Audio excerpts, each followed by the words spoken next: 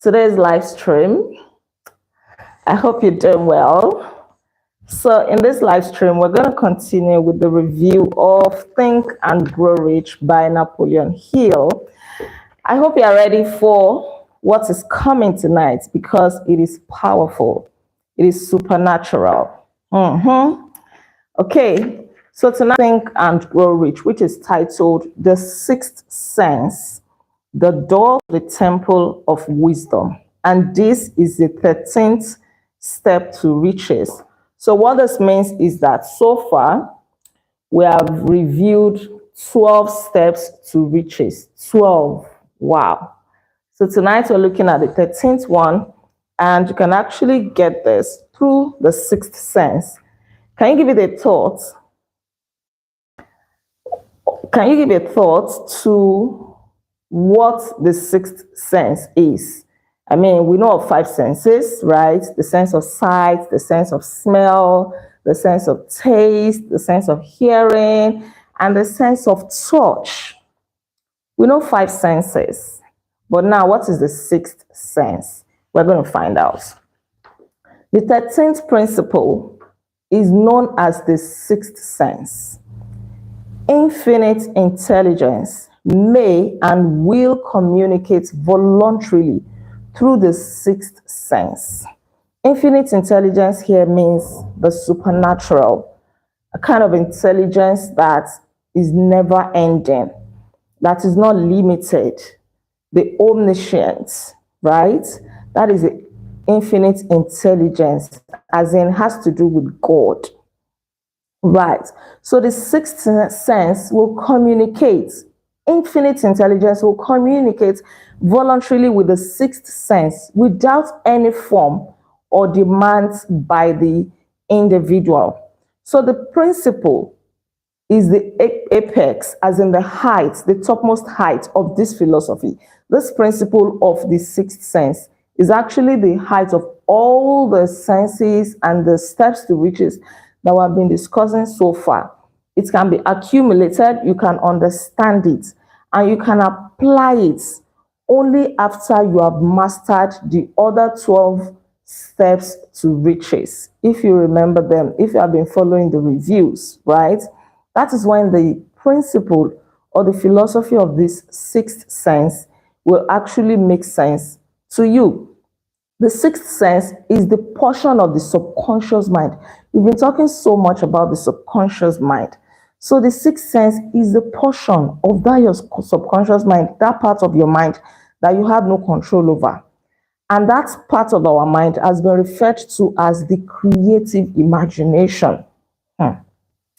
It has also been referred to as the receiving set through which ideas, plans, and thoughts flash into the mind. These flashes are sometimes called hunches or inspirations. So it is through your sixth sense that you actually receive ideas, that you actually receive your plans, that you actually put your imagination to work. The sixth sense defies description, as in you cannot fully describe it. Even the author could not fully describe it. Even scientists have not been able to fully describe the sixth sense and how it works. Everybody can describe pretty much the 5 senses, right? But when it comes to this sixth sense, nobody can truly say that this is exactly how it works. Just like you do not understand how a baby is formed in his or her mother's womb. Nobody can fully understand that. How a cell, a tiny cell, can turn into a full-blown human being. That is exactly the way nobody can describe this sixth sense. But what we know is that it exists and it is real, and you can use your sixth sense to attract money. If you put it to good use, your sixth sense can actually bring you enormous wealth. So the sixth sense cannot be described to a person who has not mastered the other principles of this philosophy, because they don't yet have the knowledge. They don't even understand how faith works, how desire works, and all of those things. Even those who understand it can still not fully grasp the idea of this sixth sense, but then understanding the other principles will help them to understand it. Through the aid of the sixth sense, you can be warned of impending danger, right? And then you avoid this danger. That is your sixth sense working there. The sixth sense can also help you or prompt you to embrace opportunities. When you see an opportunity, it is your sixth sense that will signal to you that, oh, this is a good opportunity to make money. Embrace it. Your sixth sense can also tell you, oh, danger is looming here. Avoid it, right? But some people deliberately walk into danger. Some people somehow consciously miss opportunities. Is it that they don't put their sixth sense to use? Let's find out more. With the development of the sixth sense, there comes to your aid and to do your bidding a guardian angel who will open to you at all times the door to the temple of wisdom.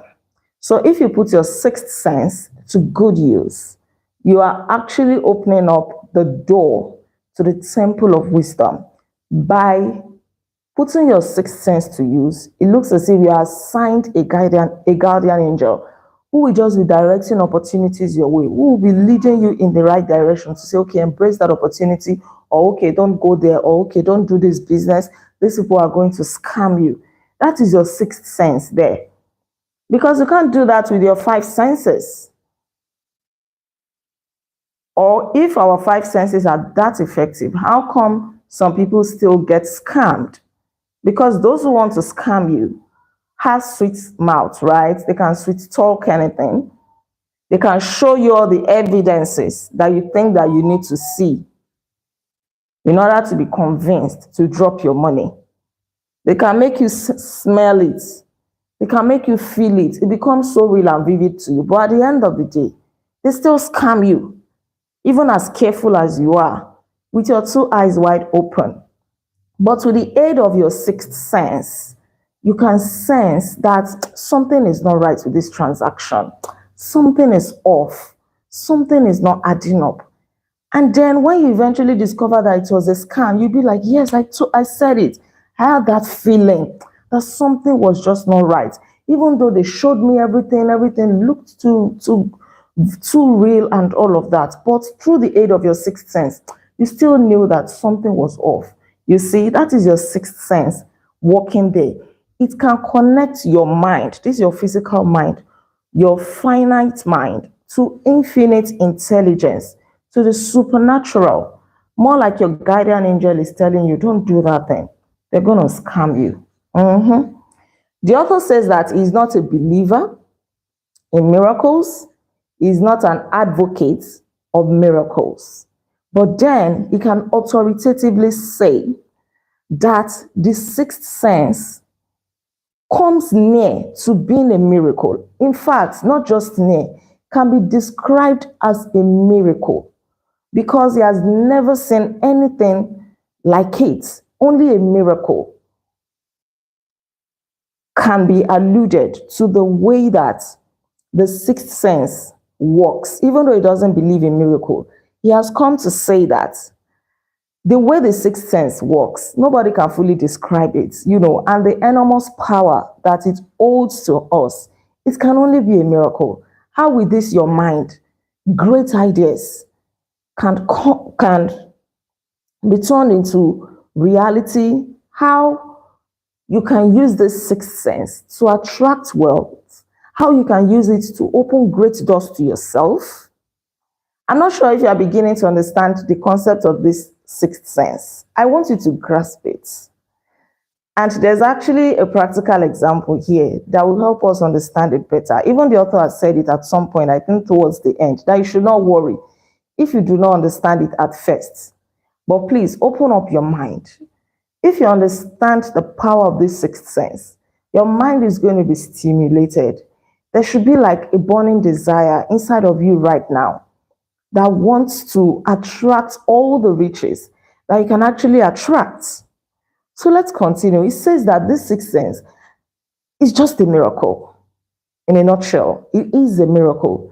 This much, the author does know that there is a power or a first cause or an intelligence which permeates every atom of matter and embraces every unit of perceptible energy. You understand it better. This intelligence may, through the principle of this philosophy, be induced to aid in transmitting desires into concrete or material form. The author knows this because he has experienced it. Even though he doesn't believe in miracles, he has experienced some situations that made him to fully know that this is a miracle. This can only happen through the supernatural. All right. So he gave a very vivid example, and this is how you can understand how to put your sixth sense to use. He said when he was in the age of hero worship, as in the age when he would have some human idols, people that he really, really loved and admired, just like, oh, I have a hero. Oh, Oprah Winfrey is my hero, or she's my mentor. People who he really, really admired. So that is called hero worship. And then he found himself trying to imitate these people, right? Who he so admired, because he had discovered that the element of faith, that he used the element of faith to actually imitate these idols. He believed that even though he had not met them, he may not have come in contact with some of them physically. With faith in him, he believed that he could actually interact with them. He believed that he could actually come into contact with them spiritually. You understand as we go on, right? So he really wanted to imitate them. And he did that so successfully. So what he did was that he formed this habit of communicating with these heroes, right? And he said that according to his experience, the best next thing to being truly great is to emulate the greats. Let me take that again. The best next thing, or the next best thing to being a great person, right? Being a great person is fantastic, is the number one. The next thing to that is to emulate those people who are great, those people that you look up to, that you want to become like.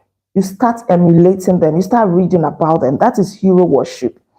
Anywhere they go, or maybe they say, oh, this person likes this kind of food, you want to start eating that kind of food, right? Oh, this is how this person talks. You want to start talking that way because you want their spirits. You want to, how do I put it? You want to catch their spirits. You want to catch their kind of intelligence.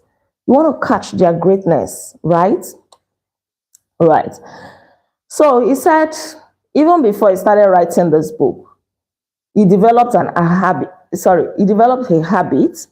and that every night before going to bed, he would hold this invisible council meeting with these people. This is idols. He mentioned them. Let me mention their names.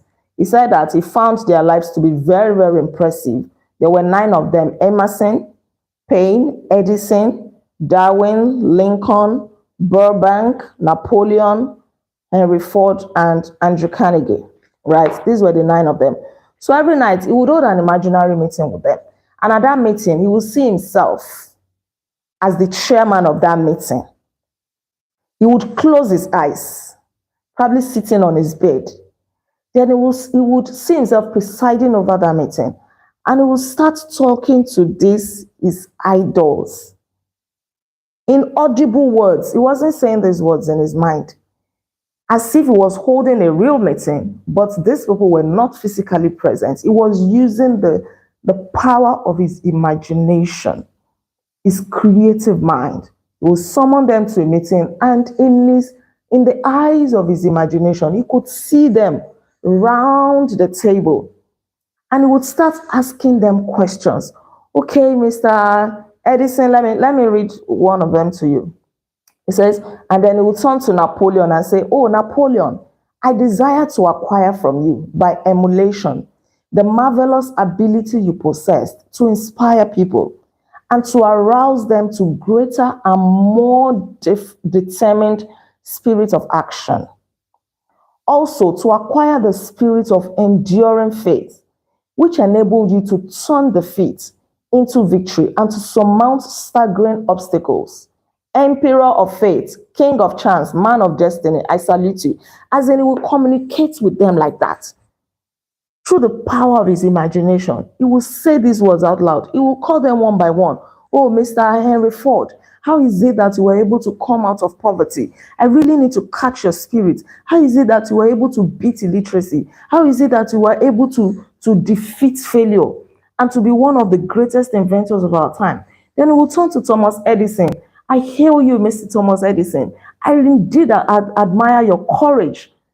How come you were able to try out how to invent a light bulb 10,000 times and you did not give up? How were you able to do that? You would communicate with them as though they were real. You will say this in audible words as if you are communicating with a friend. You would do this every night. Every night. Every night. He would get so serious about it. He would hold this meeting and you will see all of these people talking back to him, responding to him. In fact, there were places where he wrote that at some times they made a joke about something and everybody was laughing. You know, when you write a script that, okay, so Mr. Henry Ford burst out laughing, or this one said, this one objected to this. Everything would start playing out in the mind of his imagination. And what did that do to him? That is him putting a sixth sense to use. Your sixth sense is your creative imagination. It is your subconscious mind, using your mind to engage the supernatural, using your mind to call forth those things that you cannot see and to bring them into existence. That is your sixth sense. You need to start putting it to use.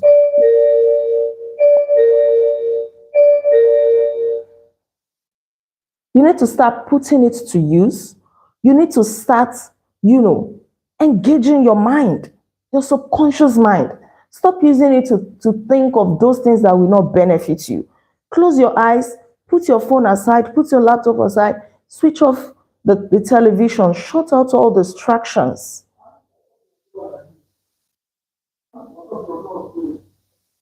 Shut out all distractions and then engage your creative imagination. Imagine you sitting amongst presidents of nations. Just imagine yourself. Imagine yourself standing in front of a big crowd. Maybe you want to be a renowned public speaker, or you want to be a popular actor. Imagine yourself acting in Hollywood, for example, with big stars. You can call forth those things that be not as though they were through the power of your sixth sense. Need I say more? There is a time here that Mr. Lincoln said to him, I really want to read that part to you. He was saying it to him in his imagination. He said, my boy, you will need much courage if you remain steadfast in carrying out your purpose in life. But remember, when difficulties overtake you, the common people have common sense. Adversity will develop it. That is to say, anytime you face challenges, don't try to use your common sense. Use your sixth sense. Because a lot of people will use their common sense and their common sense cannot carry it. And so they give up. Don't give up. Adversity will help you develop your common sense into an uncommon sense, into an extraordinary sense. Little wonder some people will discover their other self, the genius part of them, only when they go through suffering. That is those people that have been able to channel that suffering into something great for themselves. Those who do not feel defeated by that suffering, those who will get angry by that suffering and say, no, it should not continue like this. Adversity can actually help us to develop the strength of character. It can bring us to our right senses. And that is why we must recognize it. All right. Okay. So he was still here describing his interaction with his invincible counselors whom he was holding meetings with. And he said in one of those his imaginary meetings, somebody said to him, I think Edison, yes, Thomas Edison said to him, and I want us to pick this as well. He said, You are destined to witness the discovery of the secret of life.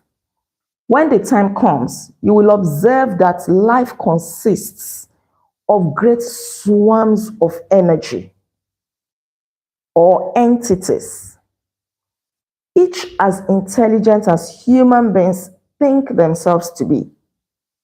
These units of life group together like hives of bees and remain together until they disintegrate through lack of harmony. So life is like a swarm of energy, like a tightly knitted entity, right?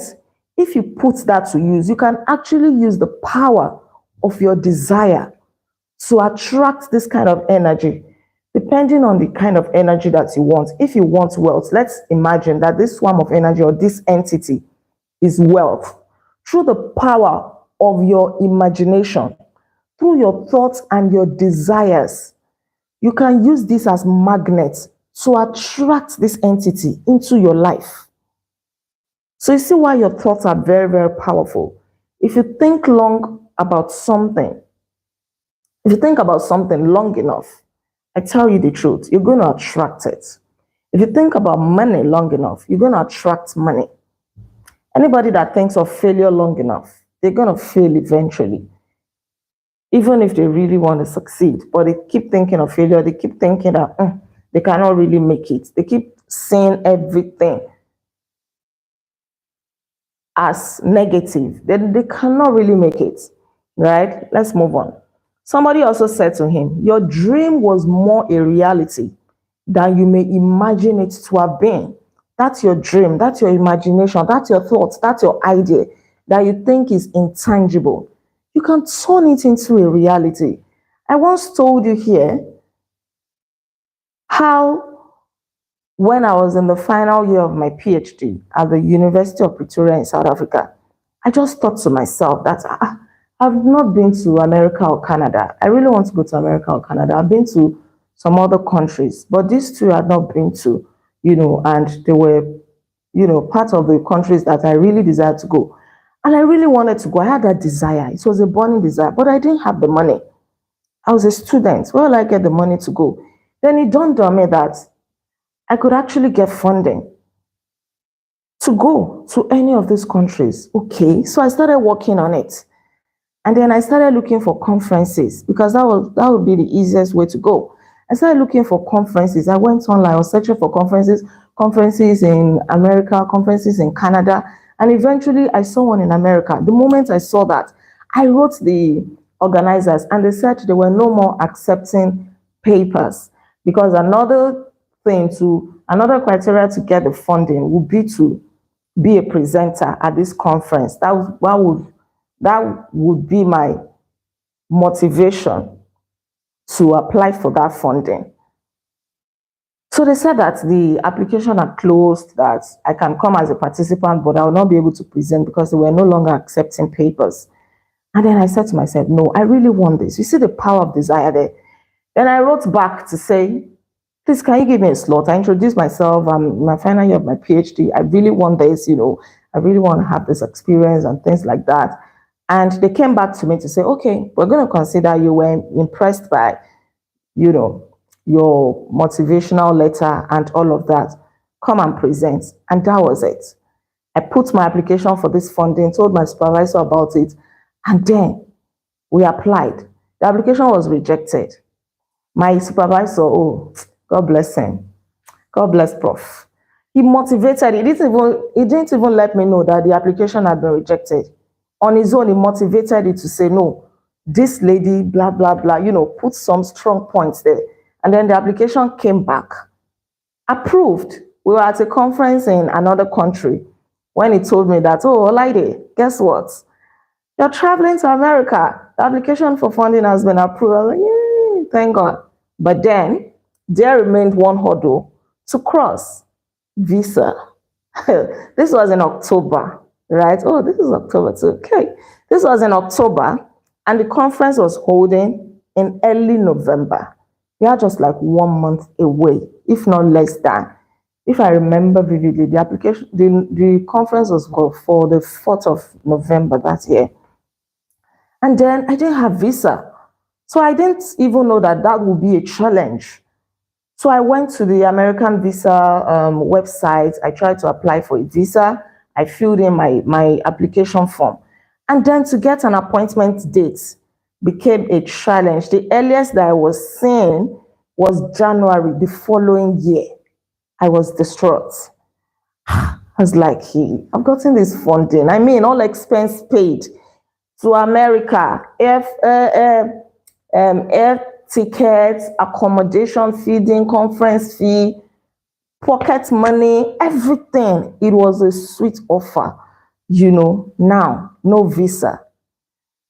But I didn't give up. In fact, I had to call some travel agencies in Nigeria to even see. I was ready to travel down to Nigeria to come and apply the visa. But the waiting period was even longer than what I saw in South Africa. It was longer. At a point, my husband was even suggesting, maybe you should fly to a neighboring country too. But there was no appointment anywhere. But I didn't give up. Every day, I would keep visiting the website of the USA. I would keep checking. Maybe somebody would just cancel their appointment. Maybe by a miracle, I would just find a slot. And lo and behold, I was in the library on this particular day. And as usual, I went to the website for, website to the American embassy website. And I saw there, October 24, the slot was open. Maybe somebody just cancelled. Guess what? I quickly booked it. I cannot forget October 24 because my sister's birthday. I quickly booked it. And that was how I went for that interview. And I was granted the visa. And then they returned my passport like maybe 3 or 4 days to when I would travel, or a week to, I can't remember precisely now. Very close to when I would travel. You see the power of the imagination. You see the power of determination. I could see all of that in the chat box. The power of using your sixth sense. How did this idea that I can actually travel to America, all expense paid? That is the power of thoughts. That is the power of idea. Sometimes you don't have to do anything. All you just do is to sit down and think, how can I make money? How can I make money? How can I be wealthy? Just engage your mind. Engage your mind intentionally. Don't leave it to chance to say, anytime thoughts flow into my mind. No, create time for it. Just engage. Maybe you are traveling on a bus, or maybe you're in a car, you're not the one driving. Instead of scrolling through your phone, engage your mind. Think about what you can do and how you can do what you already do better. Think of how you can attract money. Think of the new friends that you can make. Think of that class that you can enroll for, that course that you can do that will improve your life. Think of that business that you can actually do in addition to the one that you are already doing, or how you can expand that your business. It is very, very important. And engage your mind. So this guy said, Napoleon Hill, the author, he said that at a point, he started being afraid that, this one that is always holding imaginary meetings with these council members, that hope is not going to start affecting him. So he stopped doing that. Until one day, he didn't know, maybe it was a dream. Amen. Or maybe it was a dream or it was real. Then he saw Lincoln come to him in that dream. What did Lincoln tell him? That was like 6 months after he had dropped the idea. He was also already scared that, hey, this one I'm always talking to imaginary people. Hope, I would not start doing that in real life, talking to myself while I'm walking on the road, and people would think that something is wrong upstairs, right? But 6 months later, he saw Lincoln in his dream, standing by his bedside. And Lincoln said to him, Abraham Lincoln said to him, the world will soon need your services. It is about, as in the world is about to undergo a period of chaos that will cause men and women to lose faith and become panic-stricken. Go ahead with your work and complete your philosophy. That is your mission in life. If you neglect it for any cause whatsoever, you will be reduced to a primal state. You'll be reduced to nothing and be compelled to retrace the cycles through which you have already passed during thousands of years. You don't want to start all over from the beginning. right? And these are words that we also should pick. Do that which you need to do. Don't give up on your dream. If you do, you lose. If you do, you start all over from the beginning, because all the efforts that you have been putting in, you don't want the efforts to go into a waste. So keep doing what you're doing. You may not be recognized right now. You may feel that people are not seeing you. Keep doing it before you sow, right? You have to sow before you reap. And some seeds take time, a long time before they germinate, depending on how you want the harvest to be. If you want the harvest to be mega, then maybe you put a mega effort.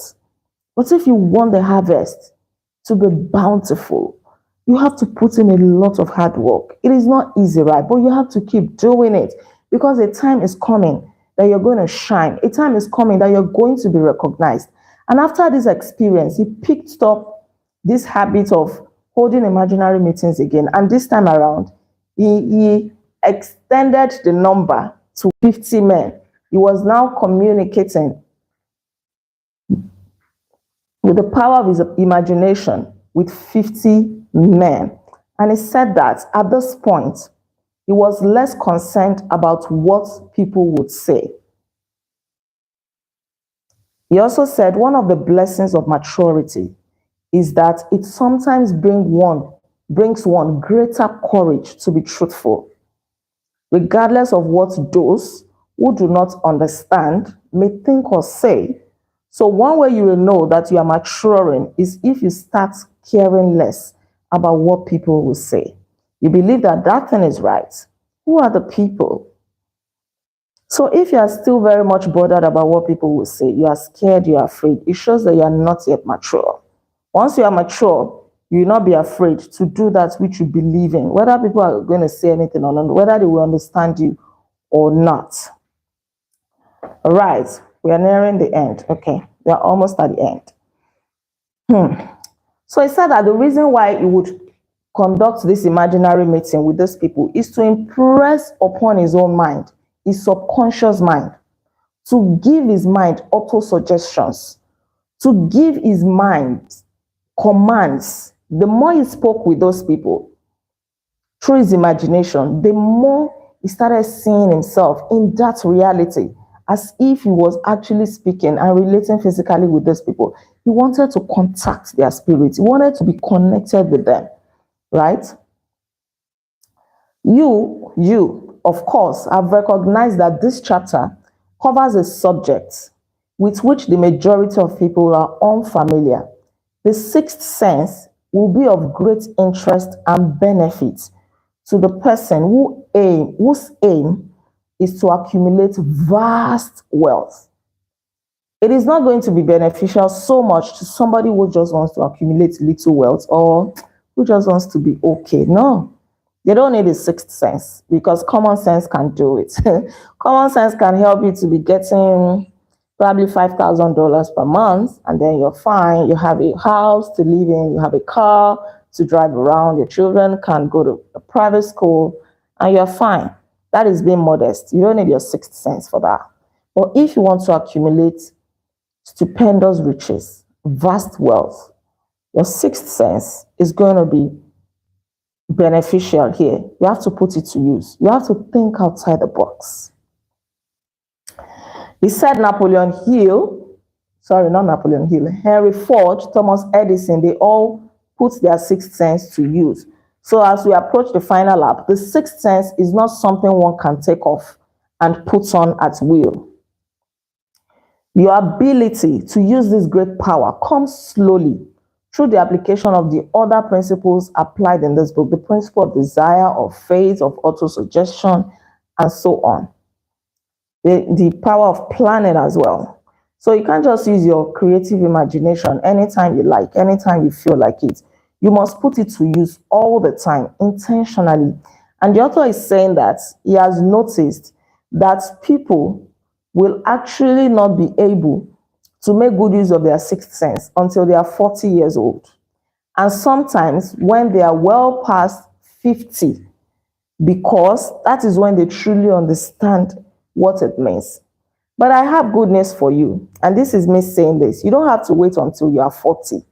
Even if you are in your 20s, even if you are in your 30s, you can start putting your sixth sense to use intentionally. You can start training it.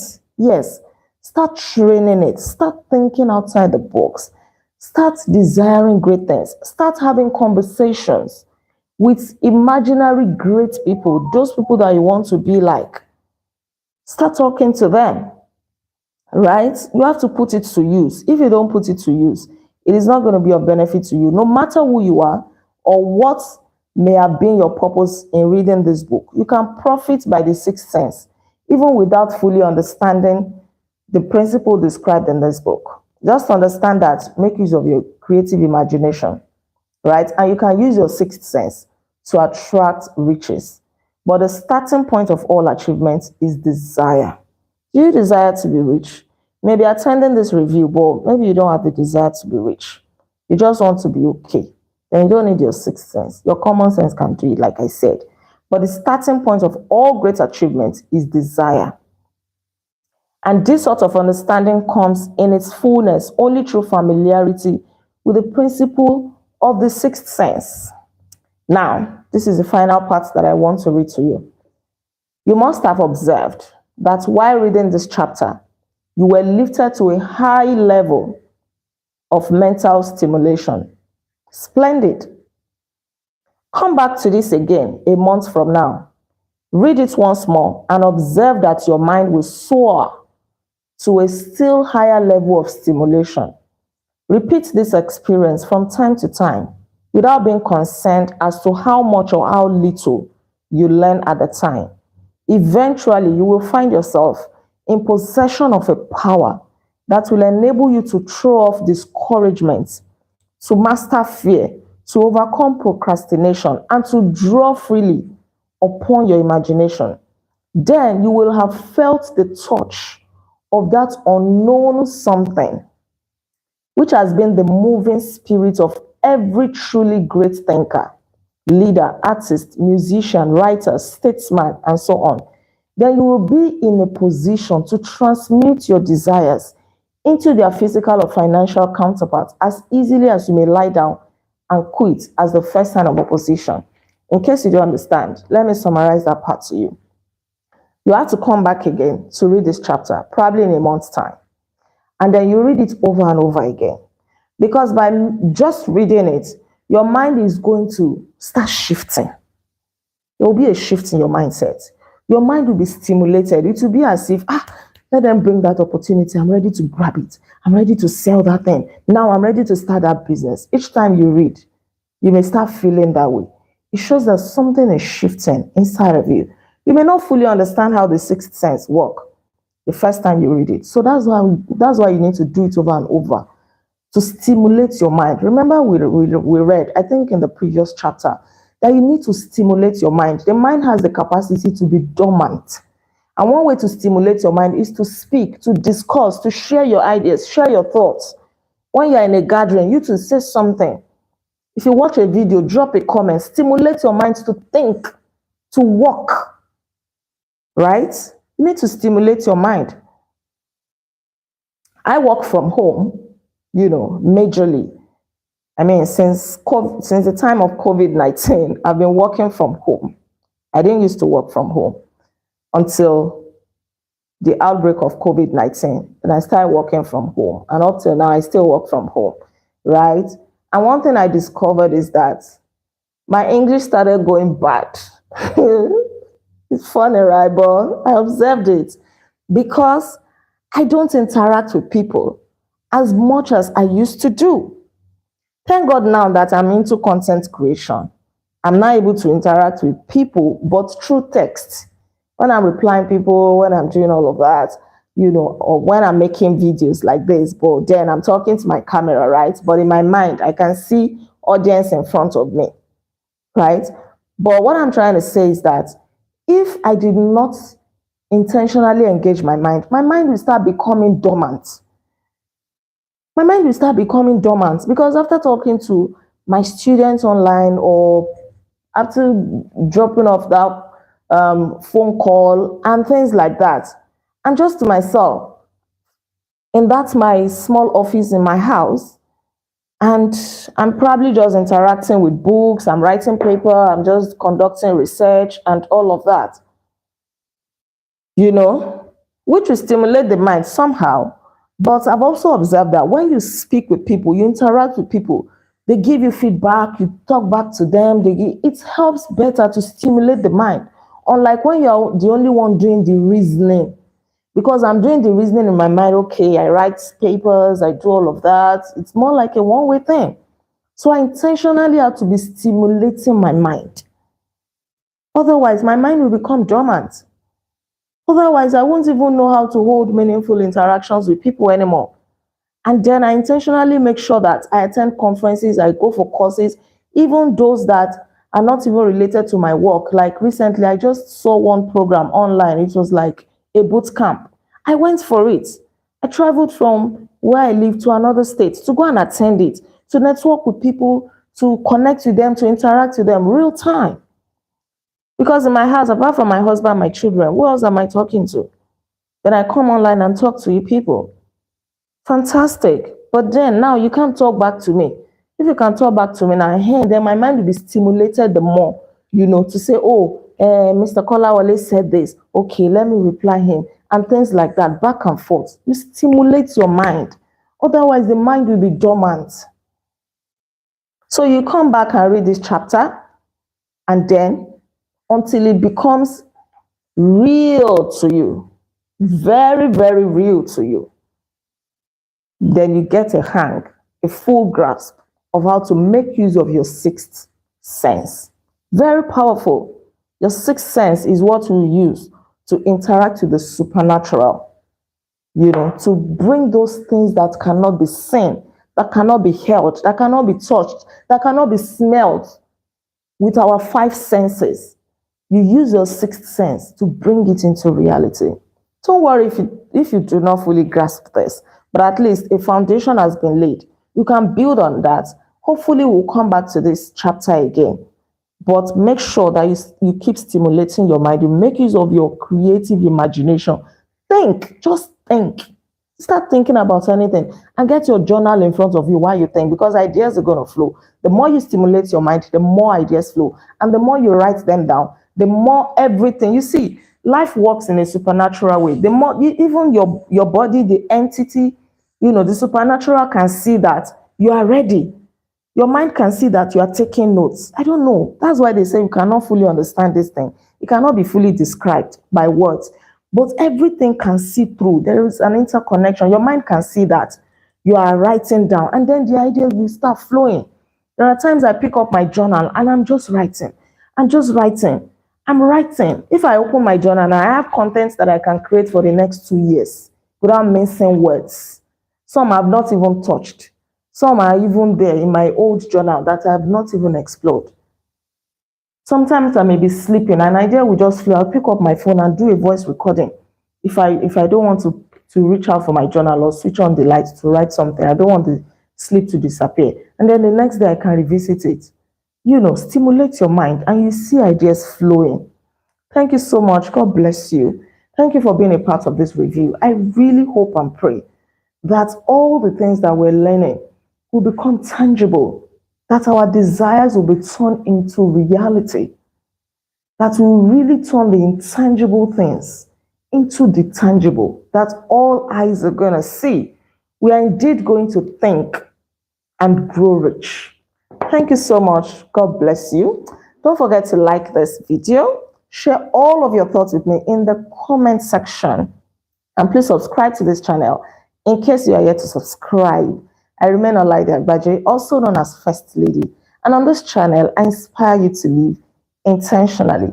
We're going to meet tomorrow, by God's grace, for the review of chapter 15. What does it say? Let's quickly see before we go. Chapter 15 says, how to outwit the 6 ghosts of fear. Clearing the brain. Clearing the brain for riches. Wow, I can't wait for this. I'm sure you can't wait too. I'll see you tomorrow by God's grace. Until then, be intentional. Bye.